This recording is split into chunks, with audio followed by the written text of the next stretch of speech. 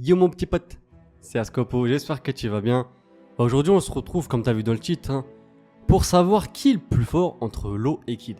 J'avais fait un sondage pour voir qu'est-ce que vous en pensiez. Et la majorité des personnes ont dit que c'était Lo qui aurait gagné en fait ce combat. Et je vous cache pas, je veux même pas vous contredire. Alors je sais pas s'il y a des pros Kid et des pros Lo, moi je tiens à le dire, je suis pro aucun des deux, j'aime ces deux personnages. Après, je suis transparent avec toi, je te dis la vérité, moi j'ai toujours préféré Lo à Kid.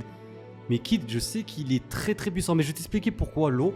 En fait, si les deux voilà, ils s'apprêtaient à faire un combat, je t'explique pourquoi en fait c'est Lo qui gagnerait justement. Parce qu'en gros, le truc c'est quoi? C'est que si les deux seraient affrontés sans Fruit du Démon, je te dis la vérité, ce serait Kid qui aurait gagné. Parce qu'il a un qui plus puissant et je le trouve plus voilà, déterminé, plus de hargne et je pense qu'il a même plus de force que Lo. Lo, c'est un personnage qui est un peu plus frêle, mais qui est un peu plus dans la retenue, mais qui est plus orienté dans la stratégie. Donc après, c'est vrai que dans un combat, il y a beaucoup de facteurs à prendre en compte. Il n'y a pas que la puissance pure, il y a l'environnement, il y a la tactique aussi. Donc il y a beaucoup de trucs à prendre en compte. Mais bon, là on n'est pas dans Street Fighter ou Tekken, là il y a des pouvoirs, il y a des fruits du démon, en l'occurrence les deux. Et les deux, en plus, ils ont un éveil de fruits du démon.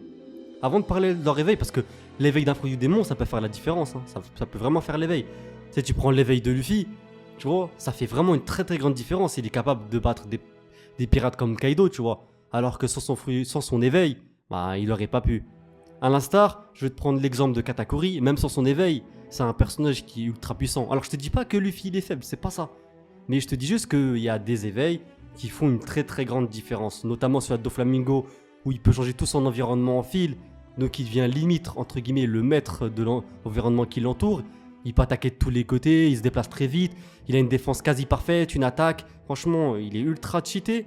D'ailleurs, moi je comprends toujours pas pourquoi Luffy il a réussi à battre Doflamingo. Je te dis la vérité, normalement, il aurait pas dû le battre à ce stade. Doflamingo c'était un adversaire bien trop puissant avec son Haki des rois.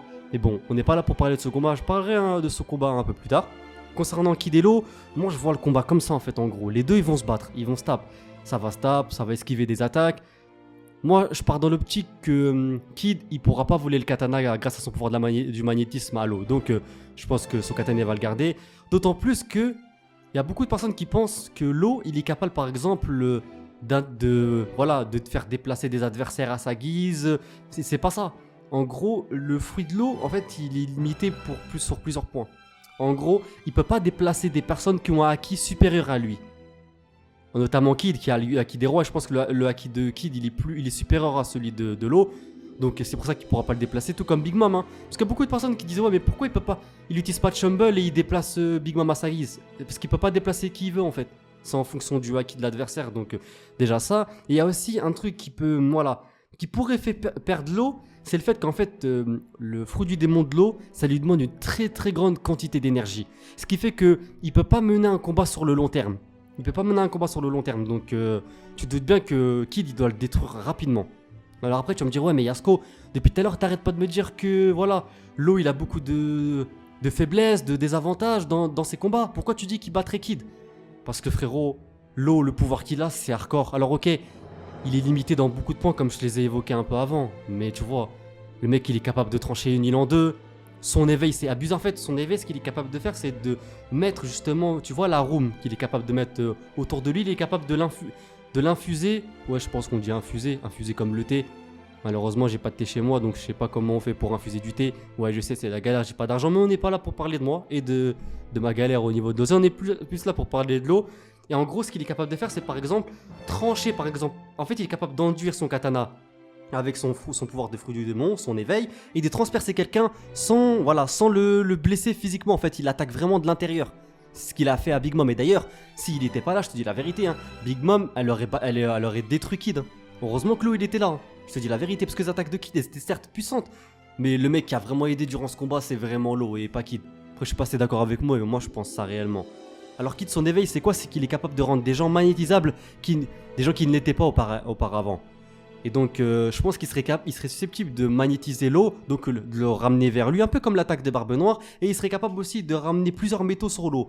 Après, c'est vrai, la faiblesse de Lo, c'est qu'il est pas très très résistant, on va pas se mentir, on l'a bien vu contre Doflamingo, il s'est pris quelques attaques. Et voilà, s'il est pas, lui, c'est plutôt un personnage qui attaque à distance. Il a des attaques électriques, ça peut jouer. Donc c'est vrai que pour voilà, je pense que Kid, voilà, on l'a bien vu avec son combat contre Big Mom, mais il est quand même plutôt résistant. C'est un mec qui est plutôt résistant et plutôt nerveux.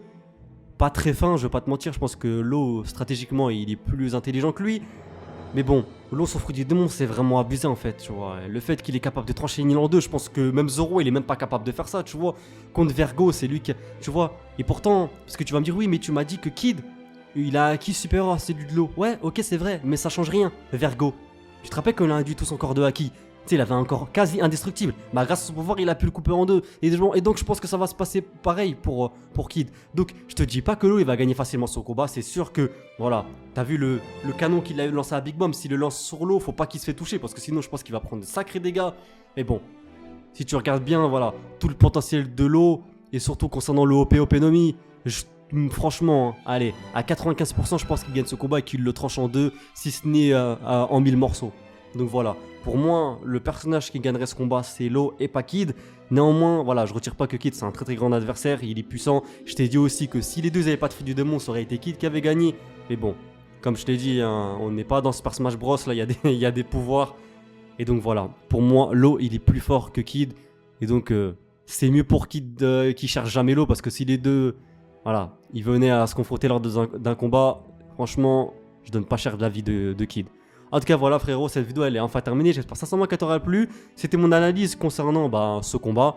N'hésite pas à me dire dans l'espace de commentaires, pour toi, qui voilà, aurait gagné le combat. Peut-être que t'es pas d'accord avec moi. Donne-moi aussi, voilà, une confrontation entre deux personnages. Et comme ça, je le ferai en vidéo et je te donnerai mon avis là-dessus. En tout cas, voilà, comme d'habitude, je compte vraiment sur toi pour t'abonner, c'est vraiment important. À activer la cloche des notifications pour ne rien louper des prochaines sorties, à me suivre sur tous les réseaux sociaux. Et moi, comme d'habitude, je te dis à très bientôt pour de prochaines vidéos. Jana!